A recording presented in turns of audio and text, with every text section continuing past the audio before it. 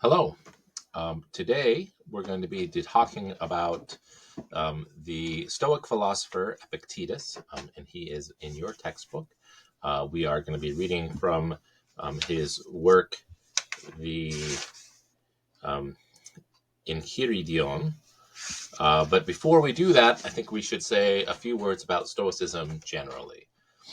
Stoicism is a school of philosophy. It spanned a long time. The founder of the Stoic school, um, his name was Zeno of Citium. Zeno of Citium, and Citium is a city on the island of Cyprus. So Cyprus is kind of between what is now Turkey and what is now, I guess, Lebanon or Syria. They're kind of in the Mediterranean Sea. It's a large island. Today, it is populated about half of it is populated by Greek-speaking people, and the other half of it is populated by a Turkic-speaking people, and it's really ethnically divided today. But anyway, he was from Cyprus, and his parents were Phoenicians, so they were from the Asian coast there. And he lived from 334 to 266 BC, which means that he was a little bit younger than some of the other Greeks that we have studied before. He did, like so many Greeks, make his way to Athens, and that is where he taught his philosophy. Now, he taught his philosophy on kind of this public monument that was in Athens there, and it was called the Painted Porch, and it was this area that kind of was enclosed on three sides and open on one side, and then there were murals there on the walls of great victories that the Athenians had made, and that's why it's called the Painted Porch.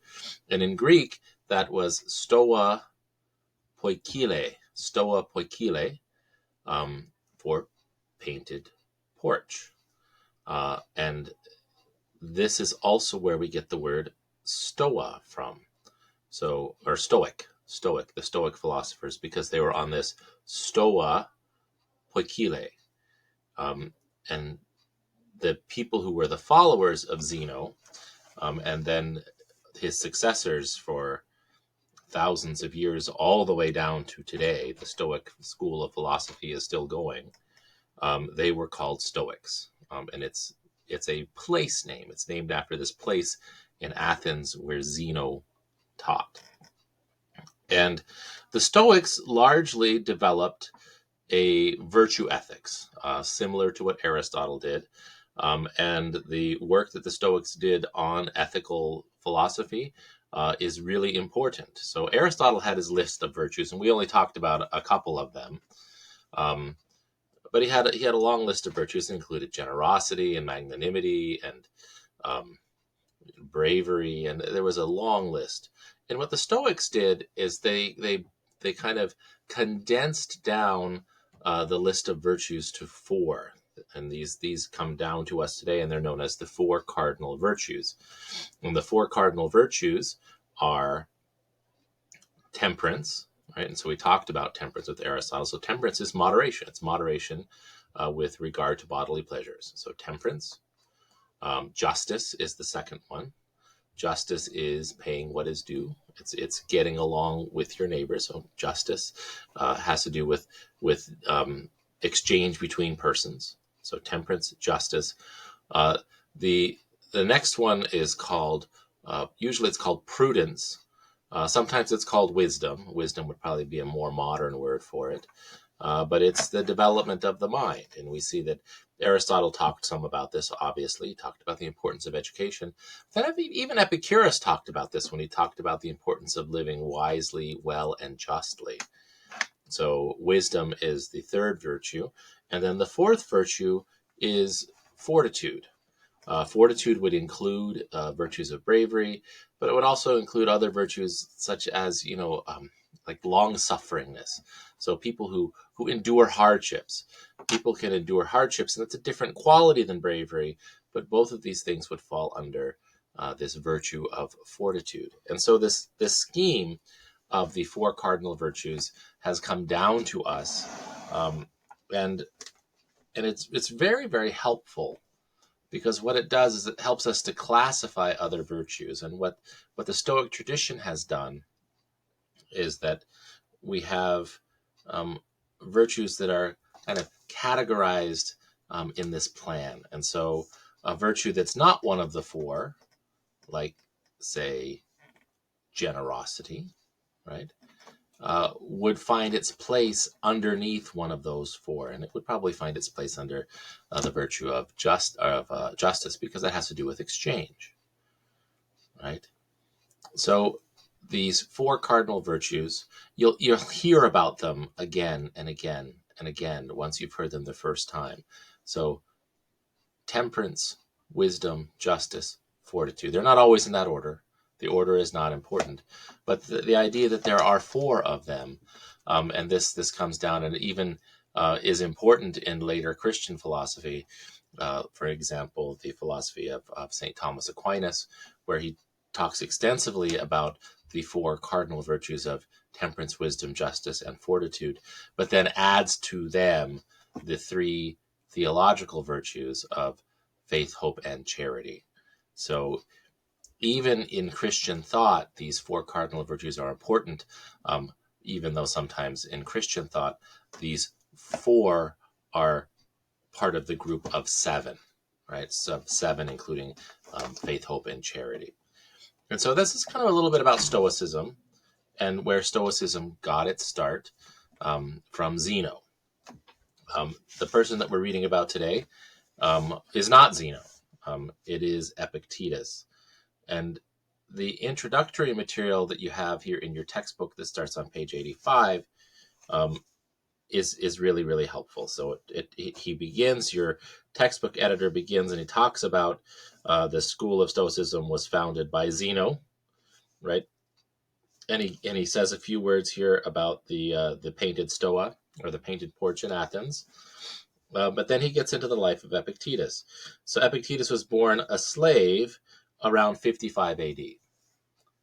This is now several hundred years after Epicurus, right? So Epicurus, we'll remember, lived between 341 and 270 AD, and then Zeno lived between 334 and 262 BC. So this is roughly 300 years later.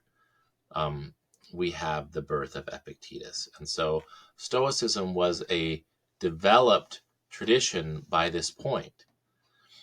And Zeno is 300 years later. He was born a slave. So we shouldn't get too romantic about Greek and Roman civilization. Greek and Roman civilization were slave-owning societies. And Zeno was a slave. He was not born a free person. Now, later on in his life, he did become a free person, and he went, and then what did he do? He started a school. There's a common thread. Everybody we read so far has started a school, including Epictetus. But he didn't belong to himself. And this is one thing that I also want to point out, is that we have a vision of slavery that really is from the American past, and is, largely influenced by works of literature like Uncle Tom's Cabin and the 1970s, novel and then television miniseries Roots, where we have this concept of slavery as being an agricultural occupation, and it was certainly in America, and it was also certainly in ancient Greece and Rome. And we see it in those texts for the brutality that it involved, and that's also true in ancient Rome. However, in ancient Greece and ancient Rome, not all slaves were agricultural slaves, and that's also true of the American experience. Not all slaves were agricultural slaves. Some slaves were treated better than other slaves, and that's also true of American slavery. One thing that you don't find in America, though, that you did find in the ancient world, was that there were a number of slaves who were employed as teachers and tutors. So they were well educated, and they worked for the wealthy elite, and they taught children and other clients. In the United States experience with slavery, we don't see that as much. In fact, we see a lot of laws that made it illegal to teach slaves to read and write. And so the slavery of the ancient world, at least in some ways, was a little bit better than what we had in our own country a couple of thousand years later, really. And that really should be troubling to us all, that we didn't make progress. In fact, we might have gone backwards. Um, and then also slavery in ancient Greece and Rome really wasn't based upon race as much as status. There were slaves who were Greeks, there were slaves who were Romans, there were slaves from different parts of Anatolia, and we see that that's where Epictetus was from, right? Epictetus was was born in Asia Minor, right? His master served as secretary to Nero. Nero was the emperor, and he brought Epictetus to Rome and then sent him to study with the Stoic philosopher Gaius Musonius Rufus, right? And that's something else that we don't see in the American experience of slavery, is essentially Epictetus, the slave, who was the slave of a rather high-ranking person in Roman society, was sent to study. So this would be like, if some slave owner in the antebellum South had decided to send his slaves to the university. It just wasn't done. But Epictetus he was sent to study. And then the author of our textbook adds here, Epictetus was manumitted sometime after Nero's death in AD 68, and he began to teach philosophy in Rome. So he became a freed slave. So he had the status of a slave when he was born, and then as a young man, he was given his freedom, and he became a teacher. He attracted students who paid him to teach philosophy. Okay.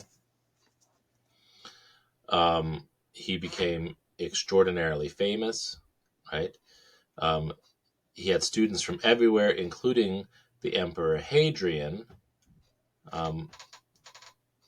and the future historian Arrian. They came to sit at his feet. So Hadrian is probably somebody you might have heard of.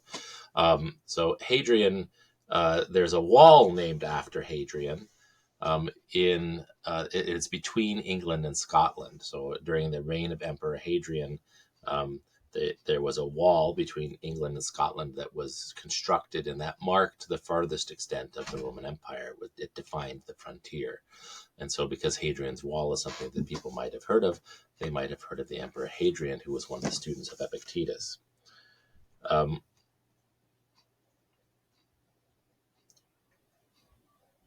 then he passed away about 135 AD. So this was still during pagan Rome. So, and it was probably really at the high point of pagan Rome, that pagan imperial Rome, that Epictetus lived his life. On page 86 here, the author of your textbook says that for the Stoics, there was nothing more essential to the good life than peace of mind and freedom from fear and anxiety. And this is key, and you're going to see this come out as we look at the Enchiridion, the text that we're going to read today, that Stoicism really can give that peace of mind. And this is one of the reasons also that Stoicism is enjoying something of a renaissance in our society. We have a lot of anxiety, and there are a lot of people in our world even today who are rediscovering Stoic philosophy and putting it to good effect in their lives, and realizing even something of a therapeutic benefit from their study of Stoicism.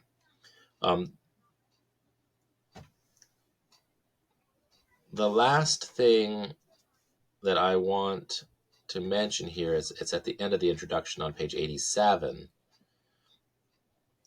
He mentions Admiral James Stockdale, and this is somebody probably that you have not heard of, but older Americans have. So Admiral James Stockdale is famous for a couple of things. The thing that he might be most famous for is he did run for vice president on the Reform Party ticket, and this was in 1992. He was the running mate of Ross Perot, who was a billionaire running for president at that time, and it was an impressive run. He got more of the popular vote running as a third-party candidate than anybody had in a long, long time. And so Admiral James Stockdale was his vice presidential running mate, but that's not the only thing that he was famous for. James Stockdale had been captured by the North Vietnamese in the Vietnam War and spent several years in a North Vietnamese POW camp. So he has something in common here with men like the late Senator John McCain.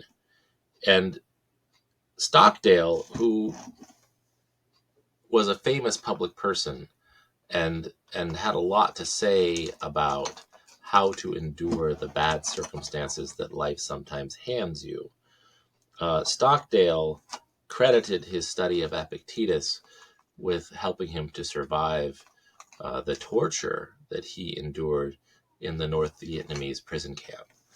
And so Epictetus, his philosophy is really got some power to it, if we can get into it and see how it can be put to use. So let's dig into the text. And he starts right away, and this is on page 88 with section 1 here. He says, some things are in our control and others are not. Things in our control are opinion, pursuit, desire, aversion, in a word, whatever are our own actions. And things not in our control are body, property, reputation, command, and in one word, whatever are not our own actions. And then he continues, things in our control are by nature free, unrestrained, unhindered, but those not in our control are weak, slavish, restrained, belonging to others. Remember then that if you suppose that the things which are slavish by nature are also free, and that which belongs to others is your own, then you will be hindered. Right? So Epictetus is dividing our experience of the world into two categories. There's two types of things. There's things that are our own, and that there are things that are others. And we'll notice from the brief list of things that are our own, right? Opinion, pursuit, desire, aversion, our own actions. These are things that are more internal to us. And these are things that are in our control.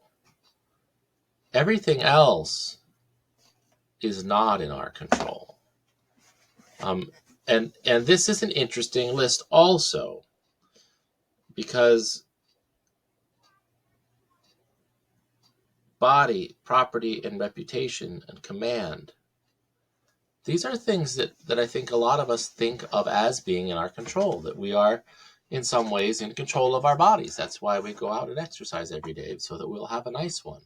We are in control of our property. We own things, and these things are an extension of ourselves. Right? We are in control of our jobs and our livelihoods. And we think of ourselves as being in control of this, but Epictetus says, no. Those are not your actions. Those are things that you don't have control over. And he's very serious about this distinction, and it's really going to be kind of the core of what he's teaching. He's saying the things that are out of our control are by their nature slavish and belonging to others, whereas the things that are in our control are free. And we can't go against nature. It doesn't matter if we pretend that we are free in our property or that we are free in our body. It won't work in the long term. That we will find that we have to deal with what it is and how it is, right? Let's take a look at what he says.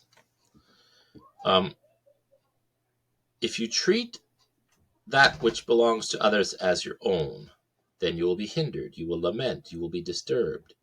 You will find fault both with gods and men. But if you suppose that only to be your own, which is your own, and what belongs to others such as it really is, then no one will ever compel you or restrain you. And if you're only concerned about those things which are your own, with the things that you are really free about, then you will always be free in your actions. But if you are fundamentally concerned with things that are not in your control, which things that are by their nature slavish, then you're not going to be free, right?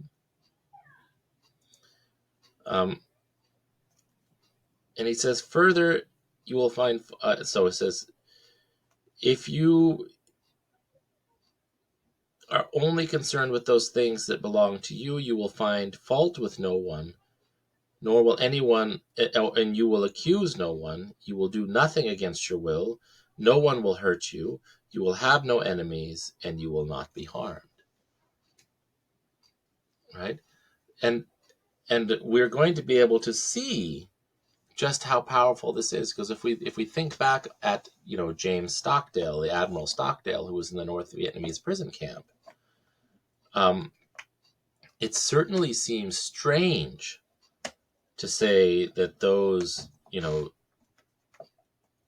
Viet Cong didn't harm him and were not his enemies. But Epictetus says that if Stockdale was truly concerned with the things about which he has freedom, then he would have understood that those people torturing his body, which is not his, weren't really harming him. Right? So let's get a little bit farther in the text here.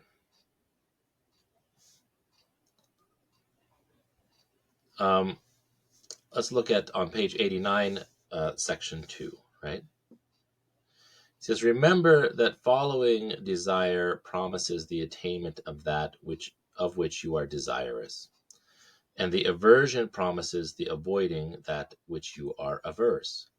However, he who fails to obtain the object of desire is disappointed, and he who incurs the object of his aversion is wretched. If then you confine your aversion to those objects only which are contrary to the natural use of your faculties, which you have in your own control, you will never incur anything to which you are averse. Right? Because you are in control of it. You are in control of what you are averse to. But if you are averse to sickness, death, or poverty, you will be wretched. Why? Because sickness, death, and poverty are things that are out of your control. Remove aversion then from all things that are not in our control, and transfer to things contrary to the nature of what is in our control. But for the present, totally suppress desire. For if you desire any of the things which you are not in your control, you most necessarily will be disappointed. So what is he doing here? Well, what he's doing is he's teaching a philosophy of detachment. Right?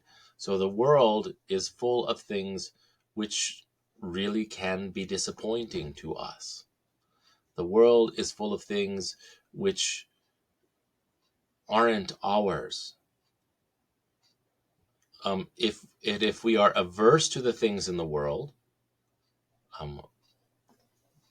we are going to be disappointed because we very well may encounter them. Poverty, sickness, death. These are things that we might be averse to, and we need to be detached from them. We need to detach ourselves from this aversion.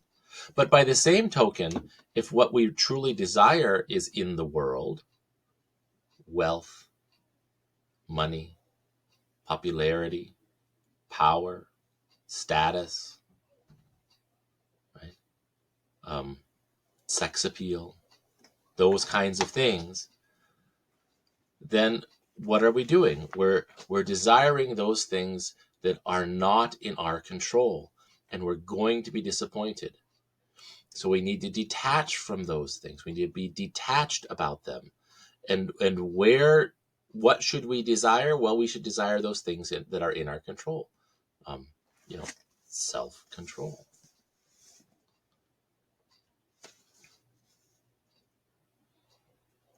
Okay.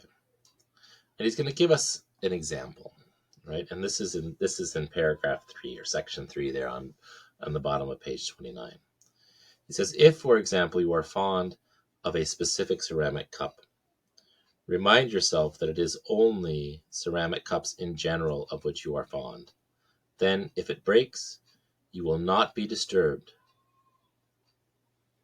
Well, I think this we can get. We should be detached from material objects that we own or that we might be fond of, like a particular coffee cup. And you know, I say this because, you know, we live in a culture where a lot of us have coffee cups that we're fond of. We might have bought them on a trip or something. They remind us of a special place or memories, or it might have been a gift given to us by a loved one. Um, and he says that's the kind of thing that we want to stay away from. We want to detach ourselves from them, because those cups are going to break. If you have a special coffee cup that you use every day, the chances are you're not going to reach the end of your life before it breaks. It will break. And so you should be detached for it, so that when it does break, it doesn't disturb you, that you still are able to have a peaceful and tranquil soul about the coffee cup. So we get it. But then he's going to get harder on us, right? The very next sentence, if you kiss your child or your wife, say that you only kiss things which are human, and thus you will not be disturbed if either of them dies. Well, that's hard, right? That's hard. He wants us to be even detached from the people in our lives. Well, I would imagine that this was very difficult for Admiral Stockdale when he was in the POW camps, right? That he could not become attached to any of the individual prisoners that he was incarcerated with, because then that person could die, and that would disturb him. That would disturb his tranquility of soul, because that's not something that he's in control of. And now we think of the death of a spouse or the death of a child as something that doesn't happen very often, and that's true. And then when we see it happen, it's horrifying, right? We had that school shooting in Uvalde, Texas, last week, and we're horrified and heartbroken not only for the death of those children, but for the suffering of the parents, right? But what does Epictetus say? He said, well, you should have been more detached from your child, and that way you would have been able to handle it better when they died. That's a tough thing to do.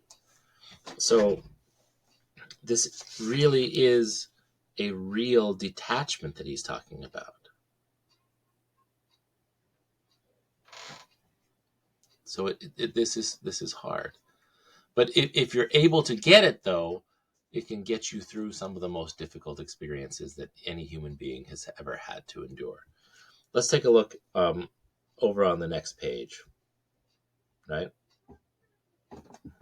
Over on the next page, on paragraph 5. Men are disturbed not by things, but by the principles and notions which they form concerning things. Death, for instance, is not terrible, else it would have appeared so to Socrates. But the terror consists in our notion of death that it is terrible. When, therefore, we are hindered or disturbed or grieved, let us never attribute it to others, but to ourselves, so that is to our own principles. An uninstructed person will lay fault over his own bad condition upon others. Someone just starting instruction will lay the fault on himself. Someone who is perfectly instructed will place the blame neither on others nor on himself. Again, detachment, right? There's no reason to think that death is a horrible thing. We have reason to think that it's not. Socrates was not afraid of death. So why are we afraid of death? Well, there's a mistake that we're making in ourselves. We need some more instruction. Okay, let's look at paragraph 6. Don't be prideful with any excellence that is not your own. Right? If a horse should be prideful and say, I am handsome, it would be supportable. But when you are prideful and say, I have a handsome horse, know that you are proud of what is in fact only the good of the horse. Now, if he were writing this today, he might say that about like a car, right? Most of us don't have horses. Some of us do, and some of us are really proud of our horses. But most of us have cars, and some of us are really proud of our cars. All of us should realize that if you are proud of your car, that's nothing in you that you're proud of. That's an excellence that's found in the car and not in you. So you shouldn't be proud. You shouldn't be proud. Okay.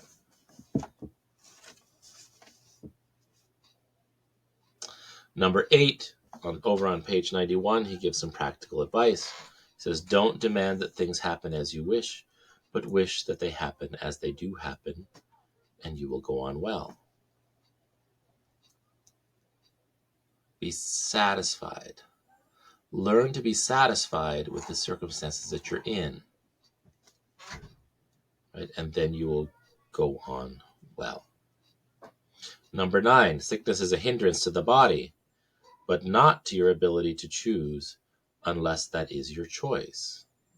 Lameness is a hindrance to the leg, but not to your ability to choose. Right? So all of these maladies of the body, things that we don't have control over, they don't hinder or affect the things that we do have control over. Right? There are a lot of kind of pop psychologists who say that you can't control what happens to you, but you control your reaction to what happens to you. And that sentiment comes from Stoicism, right? That sentiment comes from Stoicism.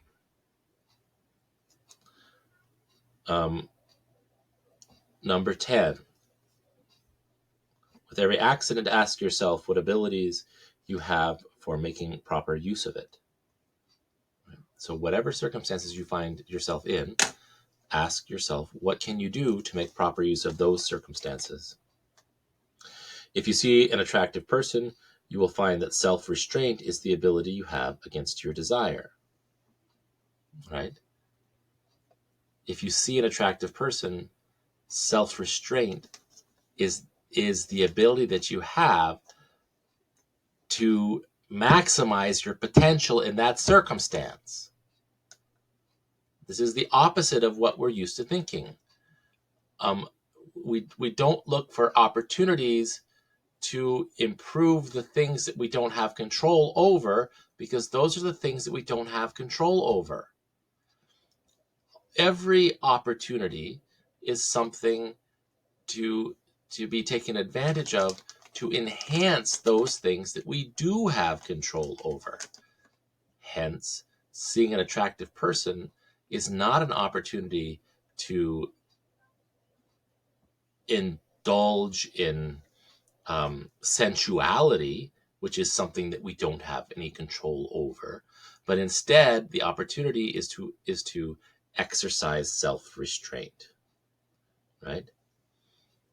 So let's continue with that, right?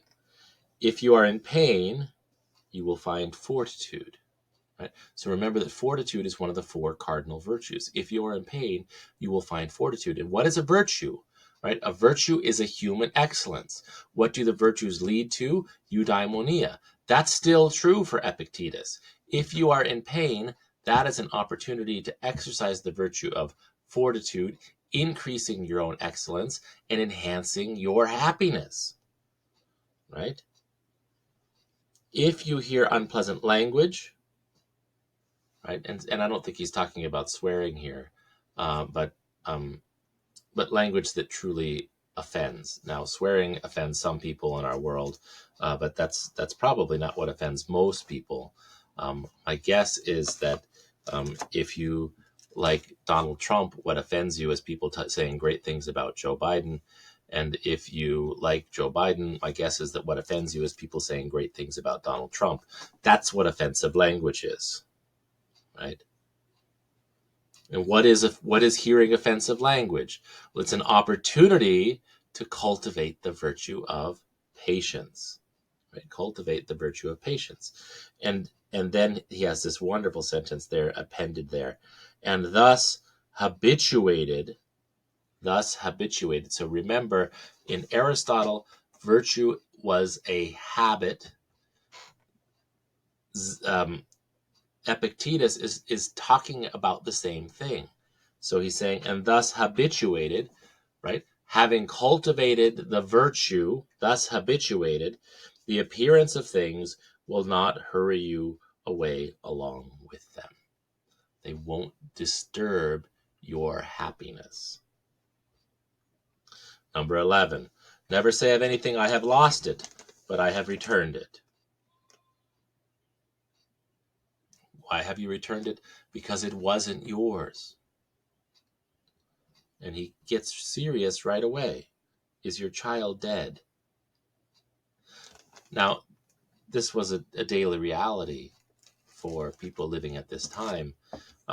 People still did live long lives, but a lot of children died before the age of 5. If you made it to 5, you probably were okay. You were going to get to adulthood. Not all of them, but most of them would get to adulthood if they made it to 5. So this is a real thing. Is your child dead? It is returned. Is your wife dead? Right? Because what was the leading cause of death for women prior to the 60s? It was childbirth. Right? Is your wife dead? She is returned. Is your estate taken away? Did you lose your house? Right? Well, and it is not. Is it not likewise returned? But he who took it away is a bad man. What difference is it to you who the giver assigns to take it back? It wasn't yours. It's not something that you have control over. Right? While he gives it to you, possess and take care of it. But don't view it as your own, just as travelers view a hotel. That's your house. It's not really yours.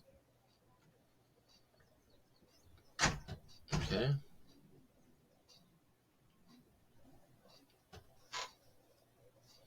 Let's also look at number 12, and then we're going to start skipping around a little bit more, I think. If you want to improve, reject such reasonings as these. If I neglect my affairs, I'll have no income. If I don't correct my servant, he will be bad. Right? Reject this type of reasoning. For it is better to die with hunger, exempt from grief and fear, than to live in affluence with perturbation. Right? It's better to be free from worry. Free from worry. Be detached from the world.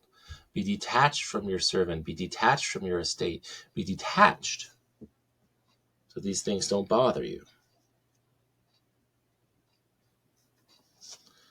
Number 13, if you want to improve, be content to be thought foolish and stupid with regard to external things. This is exactly the advice that your parents gave you when you went to junior high school and you were having a hard time making new friends. It doesn't matter what other people think of you. Right? Epictetus. Doesn't matter what other people think of you. If they think that you're stupid, all the better. Right? Number 23, if you ever happen to turn your attention to externals so as to wish to please anyone, be assured that you have ruined your scheme of life. Right? Because what does it mean to try to please someone? It means to enter into slavishness. It's useful to go back after we've read a few of these to the first part, right?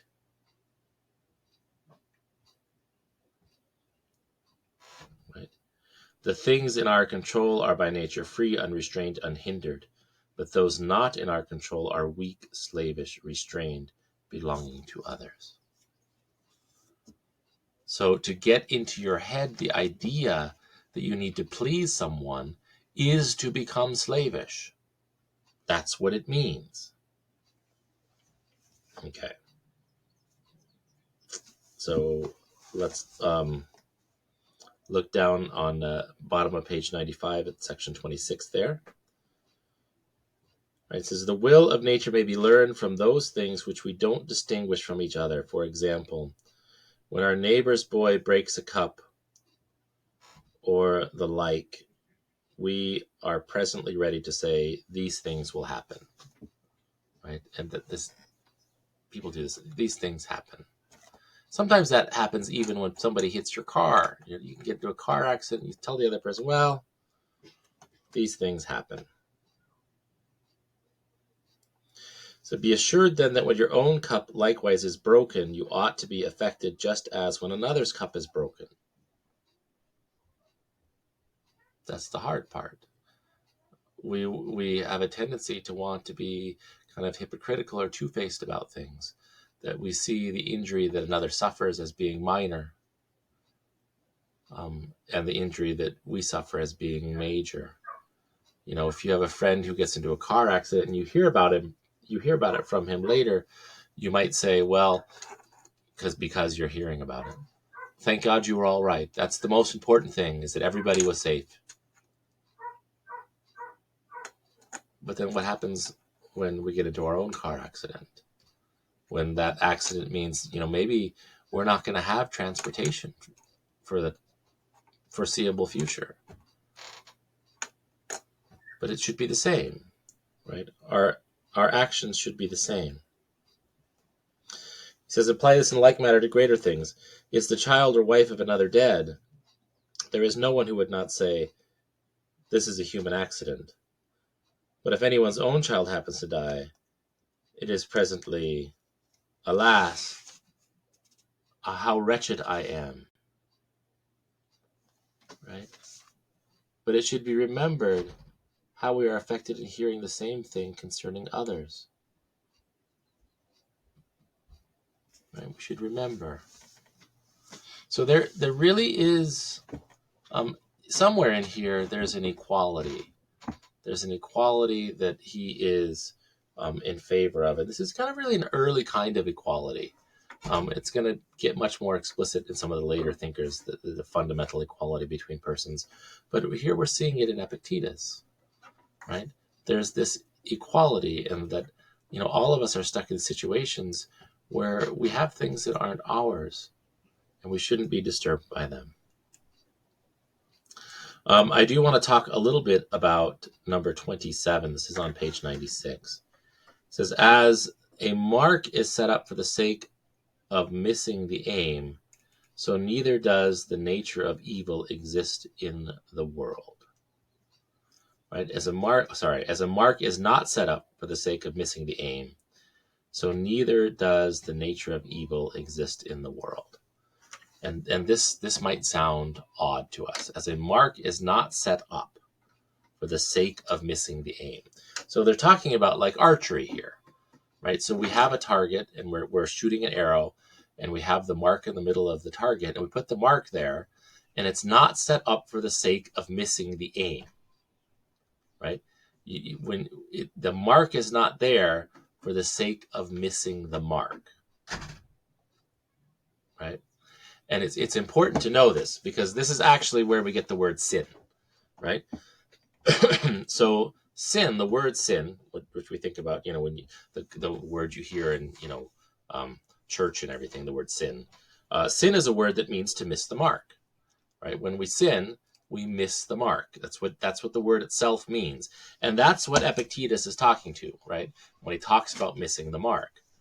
But the mark is not there for the sake of missing, right? The mark is not there for the sake of missing. So he draws this conclusion from that. He says, so neither does the nature of evil exist in the world, right? The nature of evil does not exist in the world. That's like a big thing to say, that the nature of evil does not exist in the world. And this thinking of Epictetus is going to find, this particular thought is going to find fuller expression in the thought of the Christian thinker, St. Augustine, who's going to come along about 300 years later, 300 years after Epictetus, when he's going to give us a definition of evil that it doesn't have its own substance, that evil is not a thing in itself. Evil is what we call it when something is missing. It's a deficiency, which means that it doesn't have its own nature.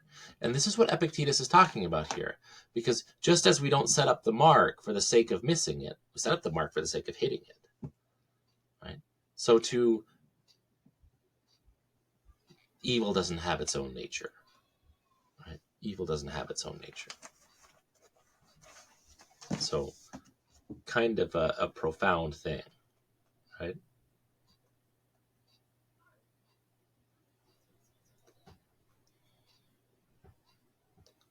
Number 28.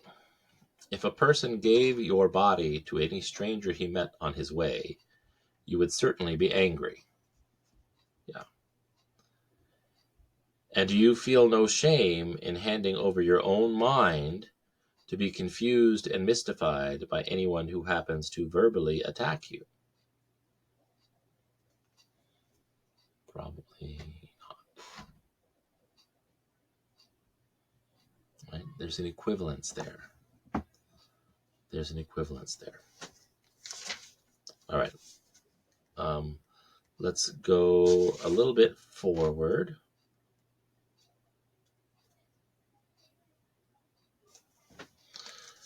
When he gets, and this is on page 99, when he gets into 33, he starts to kind of give a list of advice, and these are almost like axioms that teach people how to be detached, how to do this detachment. It says, be for the most part silent, or speak merely what is necessary and in a few words. Right? We may, however, enter, though sparingly, into discourse sometimes when the occasion calls for it, but not on any of the common subjects of gladiators or horse races, athletic champions or feasts, or the vulgar topics of conversation, but principally not of men, so as either to blame or praise or make comparisons. Why would we not blame or praise or make comparisons? Because that it's involved in things that are not in our control, right? That is in itself slavish. To praise or blame or to make comparisons between things that are not in our control is in itself a slavish activity, right? Next, don't allow your laughter to be much, nor on many occasions, nor profuse. Avoid swearing, if possible altogether, if not, as far as you are able. Avoid public and vulgar entertainments, but if ever an occasion calls you to them, keep your attention upon the stretch, that you may not imperceptibly slide into vulgar manners. Why don't you want to slide into vulgar manners? Because then you're giving yourself over to that which is not in your control. That's why. Right? Provide things relating to the body no further than mere use, as meat, drink, clothing, house, family. But strike off and reject everything relating to show and delicacy. Right? Again, similar thing.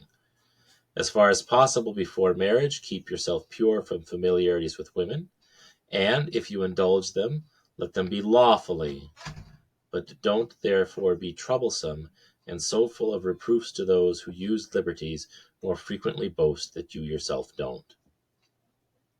Don't get involved. Stay detached. If anyone tells you that a person speaks ill of you,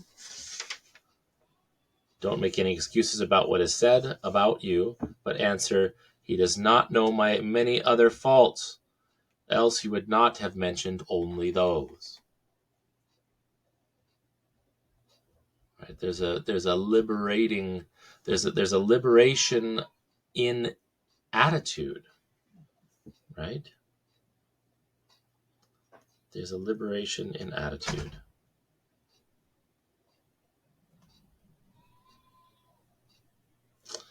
Number 36. This is on page 101. When you eat with another, then remember not only the value of those things which are set before you to the body, but the value of that behavior which ought to be observed toward the person who gives the entertainment. Right? Why do we need to remember that? Because that's the kind of thing that we are in control of.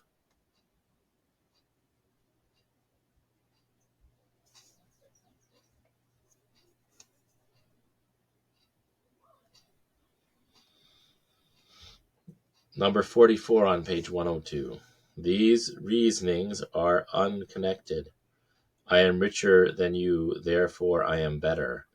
I am more eloquent than you, therefore I am better. The connection is rather this. I am richer than you, therefore my property is greater than yours. I am more eloquent than you, therefore my style is better than yours. But you, after all, are neither property nor style. Right? There's like an enforced humility. An enforced humility. Okay. I think that we have covered Epictetus. There's going to be just the 2 lectures this week because we have the shorter week. There will be 2 quizzes this week also. Both of them will be due Saturday night. They're not going to show up as quickly on Canvas. I'll put them there probably like Thursday-ish. But the lectures will be up beginning, well, now. Obviously, the lecture's up if you're watching it.